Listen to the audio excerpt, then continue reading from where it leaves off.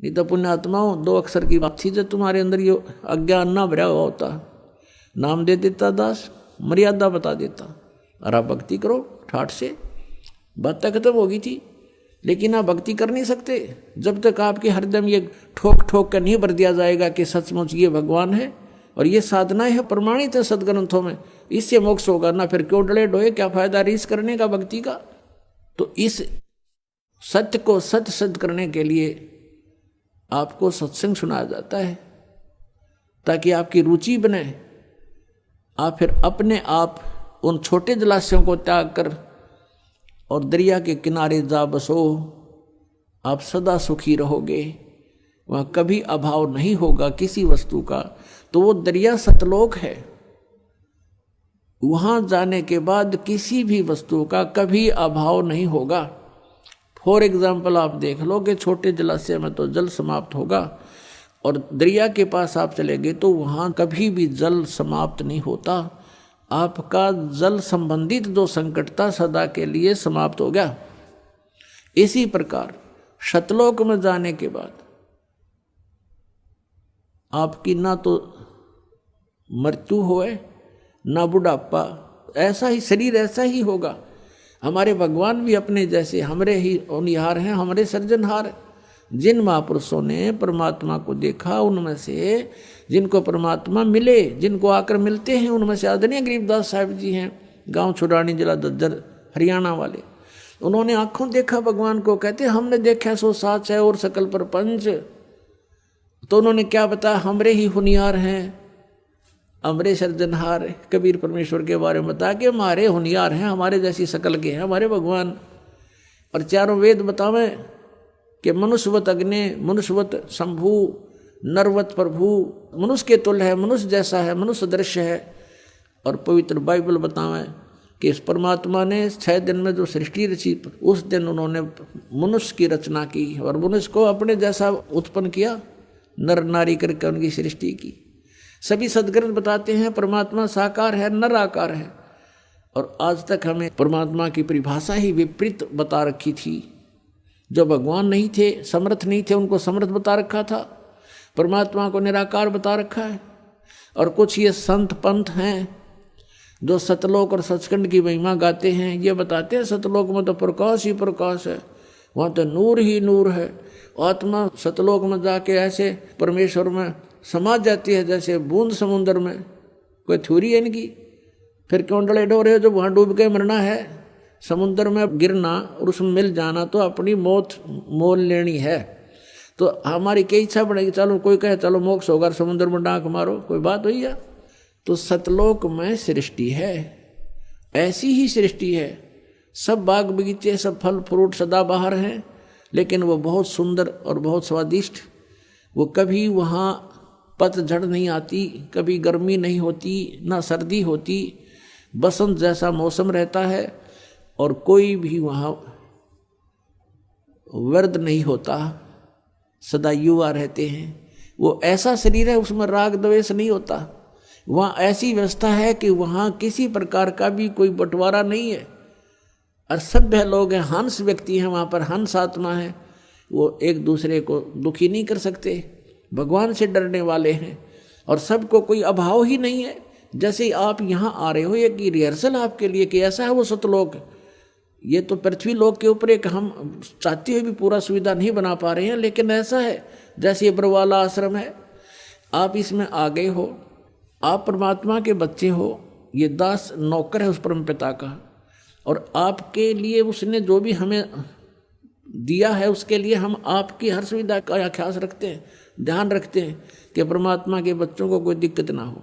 तो यहाँ आपको बिछे बिछाए मैट मिल रहे, बना बनाया भोजन, सर्दी है रजाई तैयार करवा रखी।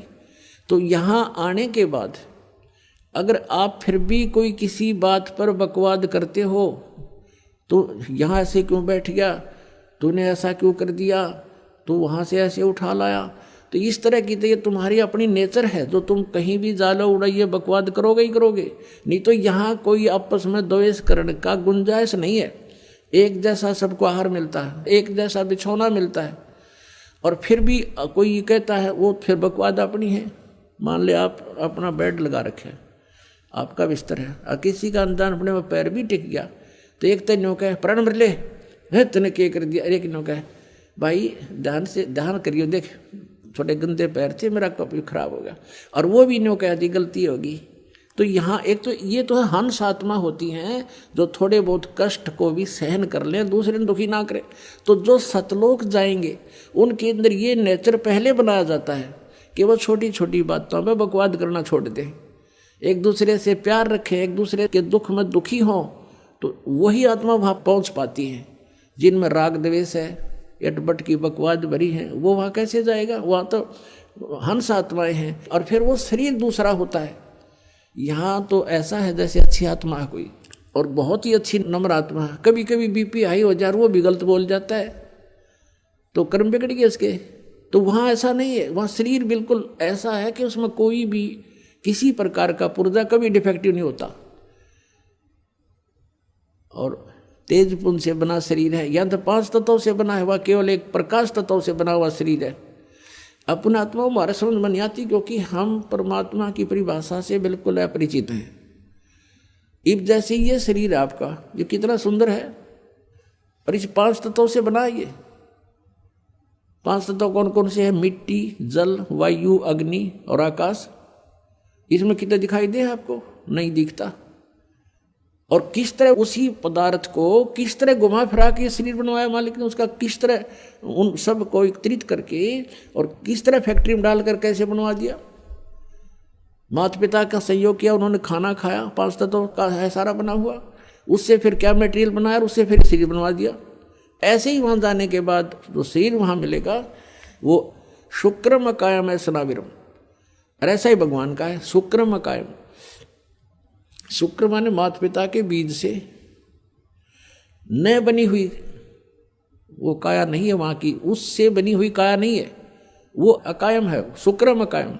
ऐसा नावीरम, उसमें नाड़ी नूड़ी नहीं है, नाड़ी नहीं है तो ब्लड प्रेशर आप पे ना हो। तो वहाँ हर तरह की सुविधा सुख है। वहाँ जाने के बाद फिर कोई राग द्वेष नहीं होता, और वहाँ फिर भी कोई बकवाद करता उसको फिर ये सजा है, फिर यहाँ पटकने पड़ते हैं। तो अब हम वहाँ जाने के बाद गलती नहीं कर सकते। जैसे कई भक्तों के मन में ये आ जाती है, नए नए जो आते हैं शंकाएं पैदा करते हैं कि यदि हम वहाँ चले गए जहाँ से हम आए हैं, और उनको ये भी मालूम हो गया कि हम क्यों आए हैं, क्योंकि वहाँ हमने भगवान से आस्था उठा के एक इस काल में लगा ली थी, तो हम इसके साथ आ गए। तो वो कहते हैं कि यदि हमारे वहाँ जाने के बाद फिर यह समस्या होगी, हमसे कोई गलती होगी, तो हम फिर वापस आ जाएंगे। बिल्कुल आ जाओगे, लेकिन वहाँ जाने के बाद आप फिर गलती कर नहीं सकते।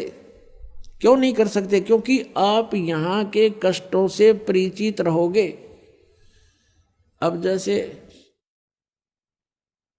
कोई व्यक्ति जा रहा है कि रास्ते में, और आगे उसने देखा कि उस रास्ते में तो बहुत भयंकर गड्ढे हैं, जंगल है, वन है, और वहाँ चोर उचक्के लोग रहते हैं, सभ्य व्यक्ति नहीं है, और किसी कारण से गलती से उस रास्ते कभी चला गया, उसने वो भी कष्ट उठाने पड़े, वो गड्ढों में से भी गाड़ी निकाली, आगे चोर उचक्के मिल गए, उनको पीटा भी, उनका धन भी लूट लिया, सभ्य व्यवहार भी नहीं किया। क्या वो व्यक्ति उस रास्ते फिर जा सकते भूल कर? सपने में भी ना जा सकते। तो हम वहाँ जाने के बाद ऐसा समझ जाएंगे कि वहाँ कैसे लोग हैं और कैसा लोग है वो, हम सपने में भी ना हुए यहाँ पर, और वहाँ गलती होगी ही नहीं, क्योंकि हम परिचित हो गए किन गलतियों के कारण हमने ये सजा मिली। तो प्रसंग चल रहा है कि हम सतलोक में जाएंगे जब हमें उस परम अक्षर ब्रह्म रूपी दरिया का पता लग जाएगा, तो यहाँ कोई नहीं रहेगा। फिर एक समस्या और आती है, जो तत्व ज्ञानहीन व्यक्ति हैं वो कहते हैं, जैसे हमारे भक्त पहले दास के साथ भी ऐसे बीता समझाया करते थे, किसी को, अपने मित्र को, रिश्तेदार को समझाने की चेष्टा करते थे, तो वो ये प्रश्न करते थे कि एक बात बता, यदि हम सभी यहाँ से चले गए सतलोक में, तो पृथ्वी पर कौन रहेगा? बताओ, इतनी बुद्धि फैट हो रही है, ये पृथ्वी ने फूकेंगे हम, ये 9 ग्रह धक्के खान लग रहे, खाली पड़े, ये भी हड़ने जा पत्थर धक्के खाता। हमने के ठेका ले रखा है यहाँ जन्मने और मरने का, बिरान माटी करवाने का। जिनकी वृत्ति ही ऐसी है तो उसको तत्व ज्ञान तक पहुँचाने में समय लगता है। उस परमात्मा तक इसकी बुद्धि उठाने में कितना करेन भी फेल हो जाए, करेन भी ऐसी ऐसी बुद्धि गाड़ दी जमीन में काल ने हमारी। तो इस गड़ी हुई बुद्धि को, गड्ढे में डाल रखी इस बुद्धि को अज्ञान के कारण, अब इसको ऊपर उठाना तो इतना दास का प्रयत्न हो रहा है। इस सदग्रंथ समझाना, तत्व ज्ञान से परिचित करवाना, जब जाके ये थोड़ा सा ऊपर को उछलने लगती है। इतनी कंडम करके डाल रखे न ज्ञानी ऋषि में ऋषियों ने, भट्ठा बैठा रखा है इस मानव का। परमात्मा स्वयं आते हैं, इनके अज्ञान के कारण हम उनको पहचान नहीं पाते हैं, और जिस कारण से आज तक हम भटक रहे हैं। यहाँ कोई प्राणी सुखी नहीं है। सुखी है तो बता दो मुझे, आज कोई पृथ्वी पर हो तो। और आज सुखी है तो कल बिजली गिर जा। जैसे राजा महाराज राज्य देखे, मंत्री मुख्यमंत्री प्रधानमंत्री एयर क्रैश में और ख़त्म हो जाते हैं, सारे सुख मान ले उनके पास थे। संसार जिनको सुख मानता है वैसे तो सुखी नहीं होते। फिर भी हम जिस सुख को सुख मान रहे हैं वो सुख भी ना रहा उनके पास। तो यहाँ कौन सुखी हो सकता है और कौन रह सकता है?